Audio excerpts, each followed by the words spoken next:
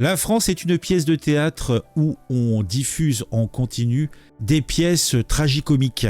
Tragiques et comiques, puisque on va pas non plus déprimer. Il faut voir les choses du bon côté, tout ne va pas si mal. Faut pas exagérer, simplement il est vrai que quand on met son nez dans le purin, ça sent pas bon et ça donne pas envie de se mettre à table. Et aujourd'hui, on va parler de nouveaux exemples de barges de France et je vous propose aujourd'hui une pièce en 3 actes avec 3 personnalités. Un proxo jaloux qui roxe des handicapés parce que, oh mon Dieu, il a mis sa petite copine sur le trottoir et il trouve curieux que elle se raccroche à ce qu'elle peut et qu'elle noue des amitiés avec certains de ses clients. Étonnant, non? Après 3 petits anges qui ont essayé de faire un fric-frac et qui se retrouvent en face d'un monsieur de 63 balais, mais encore bien vert et qui ne compte pas se laisser faire. Les 3 petits anges se retrouvent dans un local à poubelle en train de se faire pipi dessus parce qu'ils ne savent pas à quelle moutarde ils vont se faire croquer. On commencera avec l'histoire d'un chauffard qui a trouvé judicieux, comme au bowling, de se faire un strike sur 3 policiers qui souhaitaient discuter tranquillement avec lui.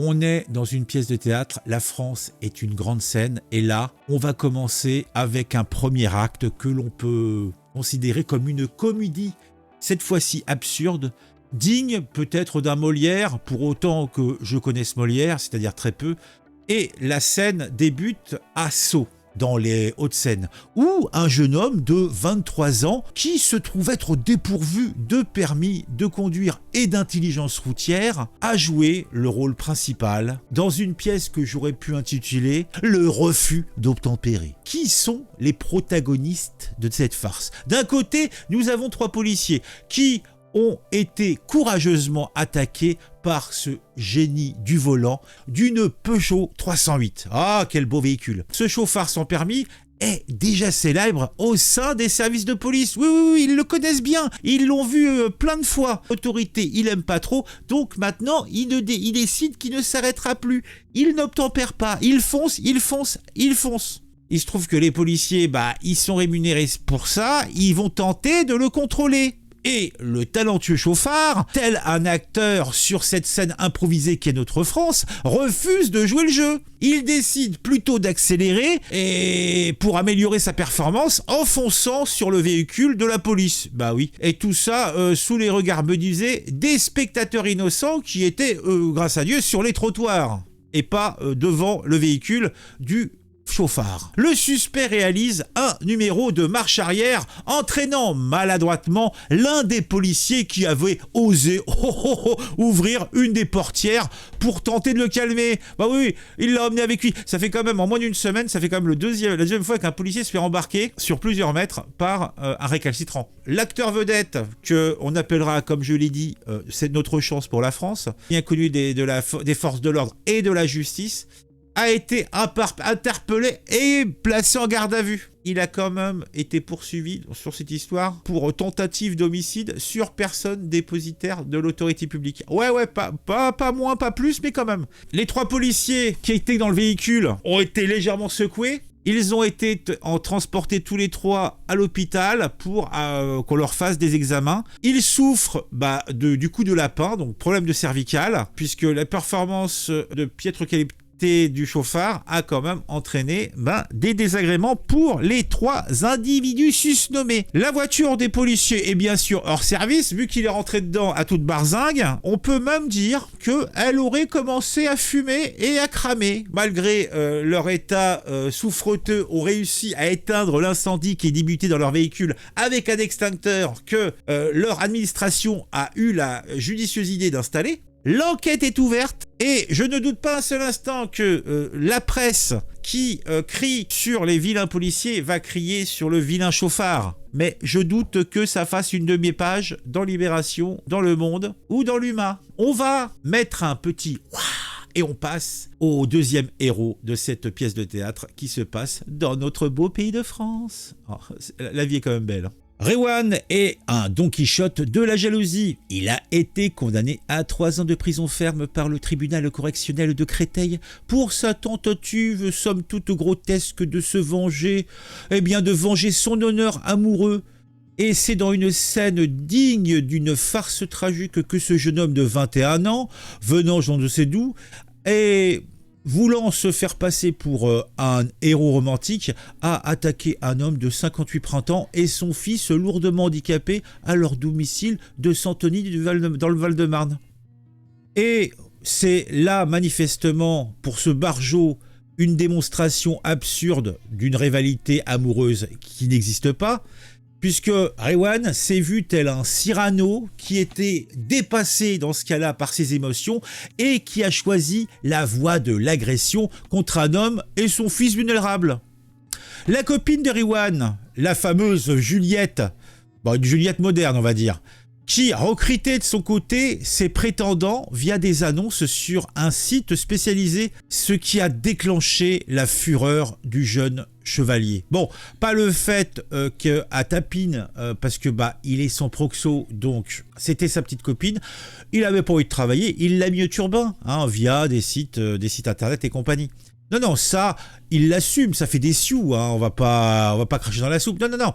Ce qu'il n'a pas apprécié, et son sentiment amoureux s'est éveillé avec de la jalousie, c'est parce que la dame s'est liée d'amitié avec ce monsieur de 58 balais. Bah oui, il s'est senti... Oh mon Dieu, mais qu'est-ce qui se passe ?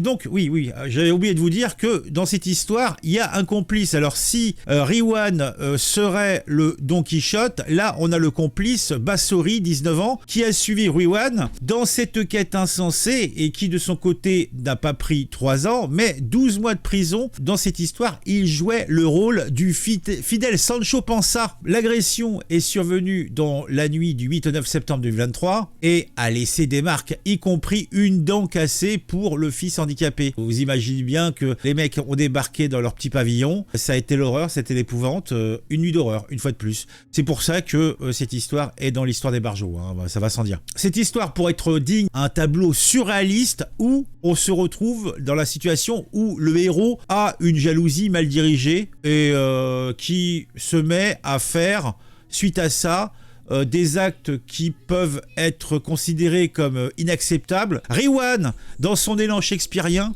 aura joué ou tenté de jouer le rôle du justicier amoureux. Mais le tribunal l'a relégué à sa vraie place, à celui de bouffon de la cour. Espérons que cette histoire lui aura appris, on met au turbin sa copine, ok, mais on joue pas les jaloux, puisque franchement, c'est pas bon pour le commerce. À Paris, cette fois-ci, on a 3 jeunes barjots qui nous viennent du Val d'Oise dans le 95.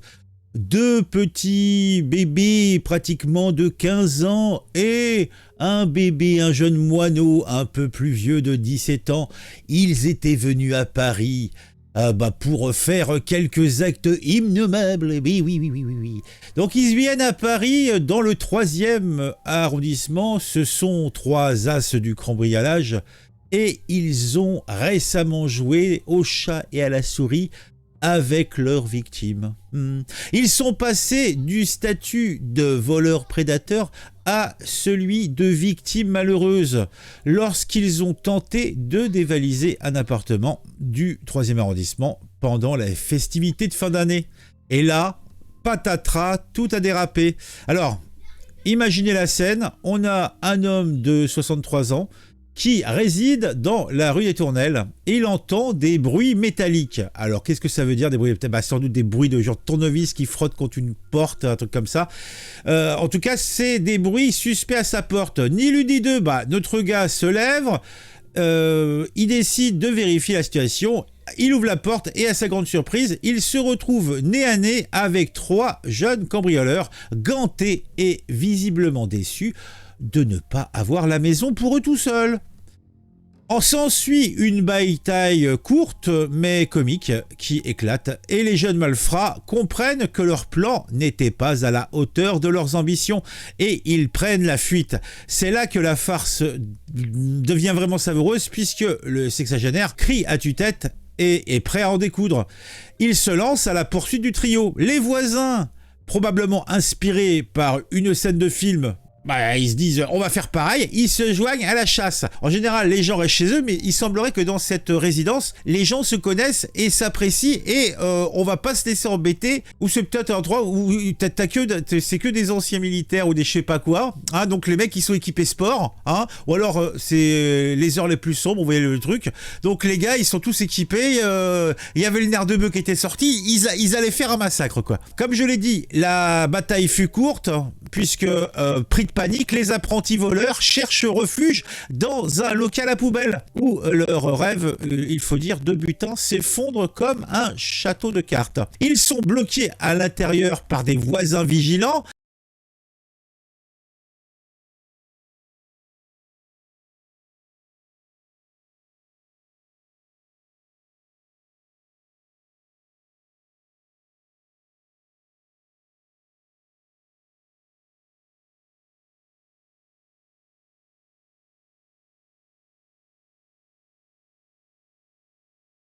Les trois compères appellent alors la police, prétendant être séquestrés par ces justiciers de quartier. Oh, c'est cool, on est des pauvres petits enfants, on est enfermés dans un local à poubelle dans une résidence auquel nous ne connaissons personne, et où il n'y avait aucune raison valable que nous soyons là, mais nous sommes séquestrés.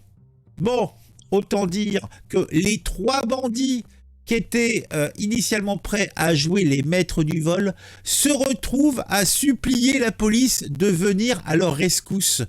La moralité de cette histoire rocambolesque, ne jamais sous-estimer le pouvoir des voisins solidaires, puisque effectivement, tout s'est passé comme ça parce qu'il y avait une solidarité entre voisins.